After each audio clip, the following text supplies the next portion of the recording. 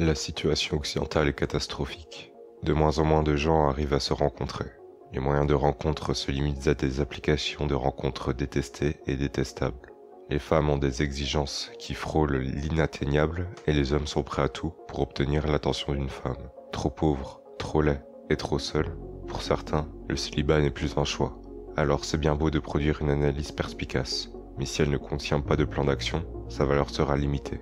Face à cette situation, comment ne pas rester seul, faire des rencontres, sortir de son célibat, pourquoi pas fonder une famille. Après avoir analysé l'Occident, on peut penser que le problème est quasi exclusivement local. L'espoir résiderait dans les pays étrangers et une nouvelle hypothèse voit le jour, le géomaxing. Et c'est de cette solution dont nous allons parler aujourd'hui.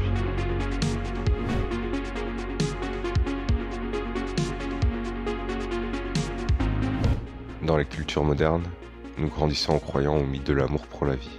On nous dit que nous allons tomber amoureux du seul et unique, que ce sera le coup de foudre réciproque au premier regard.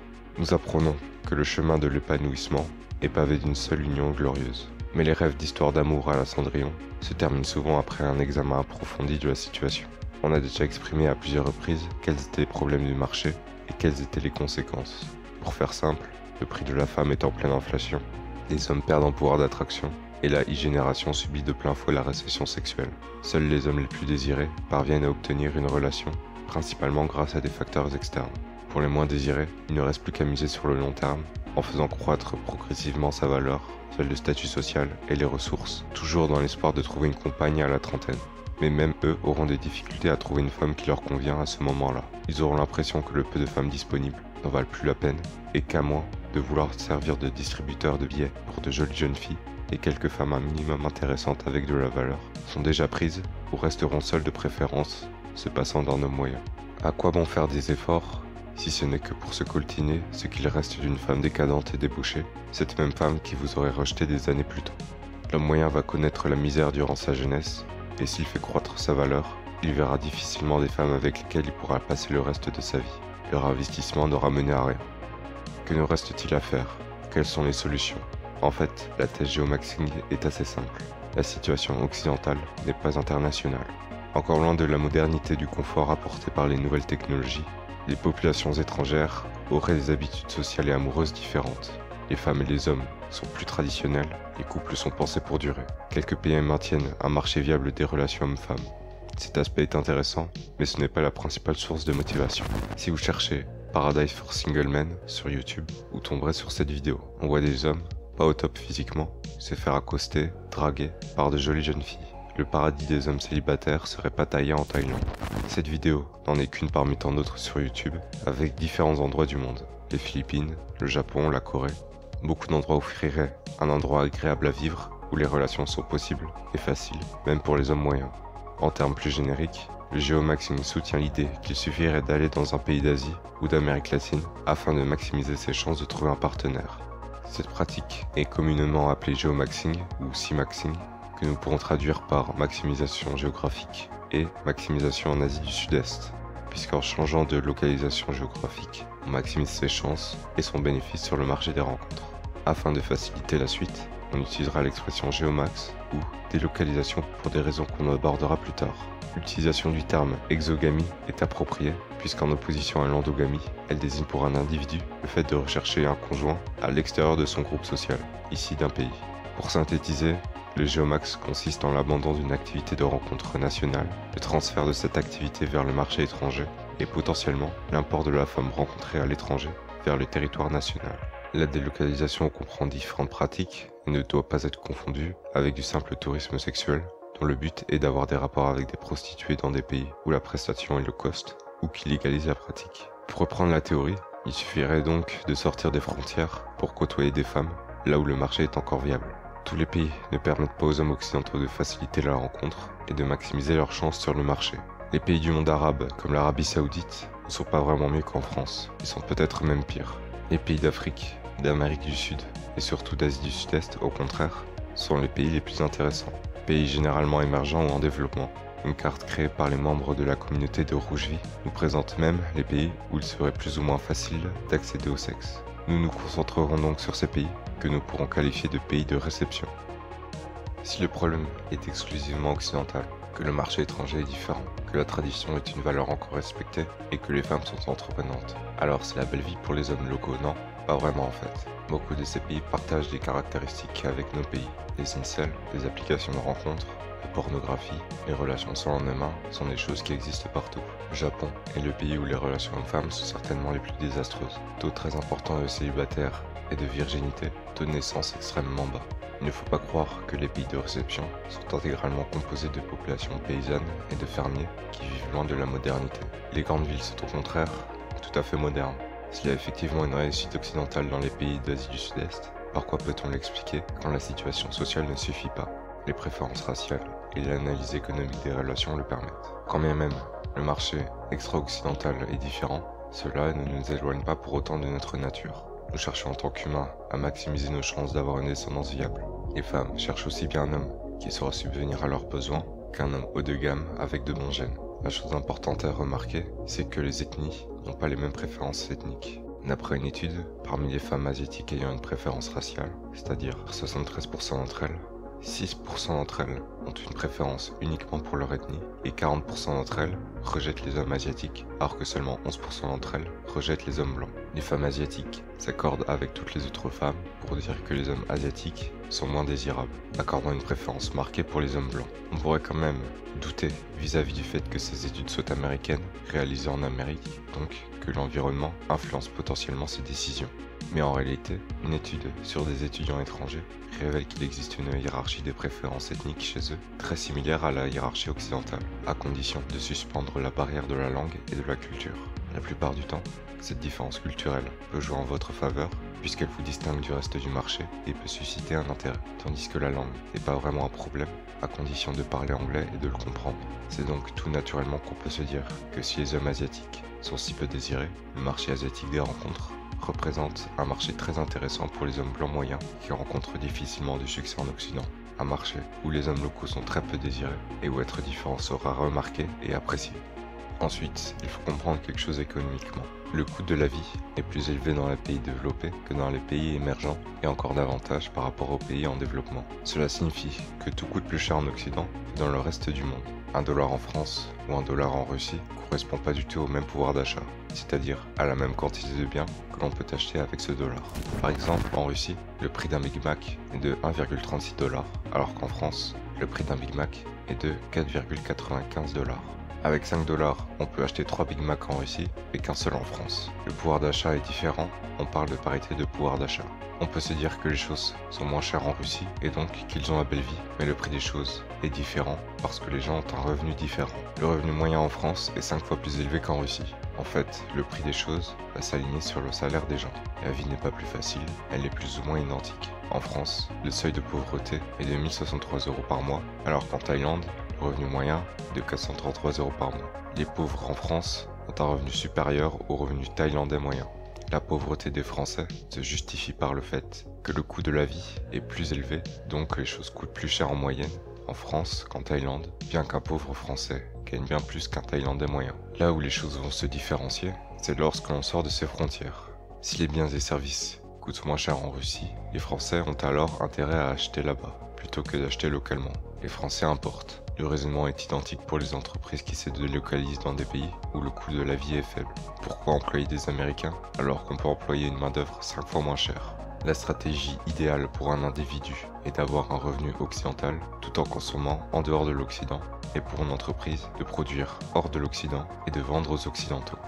Sexuellement, le système est identique. À l'échelle internationale, la moyenne des prix des hommes n'est pas égale partout. Les hommes occidentaux et les hommes d'Asie du Sud-Est n'ont pas la même valeur sexuelle.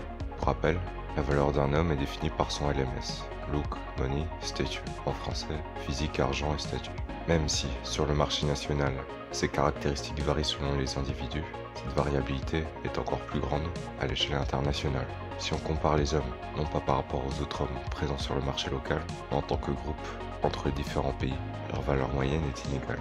Les hommes occidentaux sont associés à une grande taille, un physique préférable et une certaine richesse, tandis que les hommes d'Asie du Sud-Est sont jugés comme étant petits, pauvres, ayant une apparence peu masculine, l'exact opposé de ce que veulent les femmes naturellement. Comme on l'a dit plus tôt, un occidental, même au revenu moyen, aura un patrimoine et des ressources donc une valeur sexuelle bien plus élevée qu'un Thaïlandais moyen. Mais plus, l'Occident a toujours renvoyé cette image à travers le monde de civilisation dominante, de vainqueurs et de puissants. L'homme occidental est en haut de la hiérarchie sociale internationale. Il représente l'homme vers lequel les femmes peuvent se tourner si elles cherchent de la sécurité et la sécurité de leur descendance. Les ressources que possèdent les hommes sont bien plus importantes quand ils sont occidentaux. Le fait d'être occidental rassure les femmes dans l'idée que leur partenaire sera prêt à posséder des ressources et à les partager avec elles. Fatalement, le prix moyen des hommes ne sera pas le même, à l'avantage des occidentaux. Disons que le haut du panier vietnamien n'appartient pas au haut du panier français, mais la moyenne française appartient au haut du panier vietnamien. La valeur d'une femme est principalement déterminée par sa jeunesse et par son physique. Entre une Cambodgienne et une Française, il n'y a pas tant de différence de valeur que ça. On a déjà remarqué dans une vidéo précédente que même si les hommes ont des préférences raciales, elle n'est pas aussi importante que la préférence raciale des femmes. En revanche, les femmes fixeront leur prix en fonction de l'homme auquel elles peuvent prétendre. Si le marché comprend des hommes de prix élevé, le prix des femmes le sera aussi. Si le marché comprend des hommes de prix faible, le prix des femmes le sera aussi. Tous les prix des femmes vont s'aligner sur le prix des hommes qui les entourent pour correspondre au marché. Question d'offre et de demande. Les femmes auront un prix élevé relativement à leur milieu socio-économique. À cause de l'inflation en Occident, même une femme de faible valeur peut avoir des exigences, des standards élevés et être sélective reflet d'un prix élevé. Le coût de la vie sexuelle est très important en France, il l'est moins hors Occident. Une occidentale moyenne peut accéder à un BG 8 sur 10 occidental, son prix sera élevé, tandis qu'une cambodgienne moyenne trouvera difficilement mieux que le paysan 4 sur 10 du village pour une échelle de prix identique. Si les femmes locales ont un prix faible, c'est parce que le prix des hommes locaux est faible aussi. En réalité, il faut savoir que les femmes étrangères ne sont pas plus entreprenantes. Elles le sont surtout quand les hommes sont occidentaux. C'est une question de valeur. L'homme occidental a une valeur supérieure à celle d'un local, principalement selon les motivations que l'homme occidental est un bon provider et qu'il est plus attractif. L'une des motivations répond à un besoin traditionnel de long terme et l'autre à un besoin de relations modernes basé sur le désir, donc sur le court et moyen terme. Les hommes occidentaux se démarquent des autres sur le marché étranger puisqu'ils sont plus beaux, plus riches, plus hauts dans la hiérarchie sociale. Fatalement, sur le marché étranger, c'est lui qui va converger toute l'attention féminine. C'est ainsi que certains vont se faire aborder par des femmes. Et ils peuvent penser naïvement qu'elles sont plus entreprenantes. Mais les hommes locaux, eux, ne connaissent pas ce phénomène. Et comme les hommes occidentaux dans leur environnement, ils restent, pour la majorité, ignorés des femmes. La vie n'est pas plus facile en dehors de l'Occident. Elle est plus ou moins identique. Le pouvoir d'attraction est localement identique. Les hommes de pays de réception ont un prix X fois plus faible que les hommes occidentaux, mais localement, les femmes ont un prix X fois plus faible que les occidentales. C'est le coût de la vie sexuelle qui diverge. Pour une même quantité et qualité de partenaire, l'investissement et la valeur nécessaire est plus importante en Occident. Et c'est en cette inégalité entre les régions du monde que les Occidentaux peuvent manœuvrer. Un homme moyen occidental peut donc paraître comme un homme de haute valeur aux yeux des étrangères.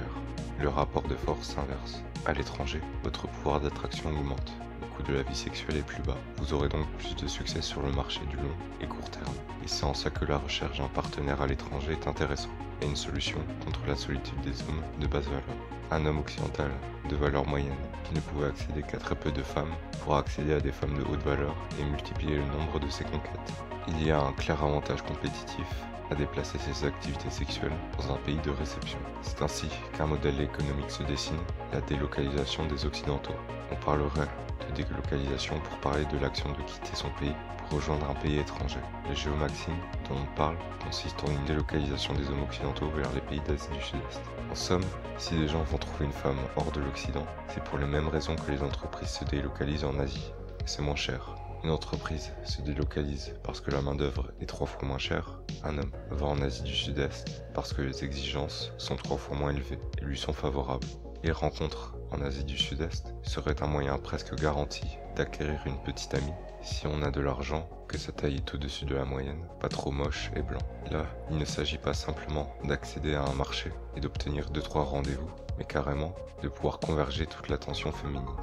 Les femmes d'Asie du Sud-Est, de leur côté, ont aussi tout intérêt à rejoindre un homme de haute valeur, et donc à attirer leur attention. Elles les désirent, mais ils représentent également pour elles un moyen d'élever leurs conditions. Beaucoup de ces pays sont juste en voie de développement, ou sont très peu développés. En plus de ça, la population est très rurale, donc pour ces femmes, c'est le travail à la ferme, et la pauvreté, c'est rien ne s'offre à elles. Elles tendent naturellement à avoir des préférences pour ces hommes. En haut du panier, elles sont aussi hyper gammes que les occidentales.